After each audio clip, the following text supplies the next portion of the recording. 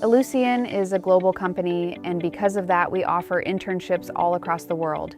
Specifically, we have interns in India, Mexico, and the US. We also have a few individual interns in the UK and in Ireland. Our goal is really to ensure that in each country, every student gets the same early development for their career. Today is the big day where we start our US internship for our summer interns. Okay, everyone, so we are here with our local leader, Bill Blackbird. Whether it's your first internship ever or your first internship here at Ellucian, the most important thing today is just to kind of take that breath and realize you're about to embark on an awesome experience. I am really excited to have some hands-on experience in real-world projects, make an impact on a real team. I think the number one thing I want them to gain is confidence, and I really want them to know that they deserve to be here, know that they can speak up. Don't do it all of it by yourself. Be aware that you have a team to rely on and you're not on your own. I really enjoy connecting with people from different cultures, perspectives, and ways of solving problems. That experience has helped me become a better listener and communicator.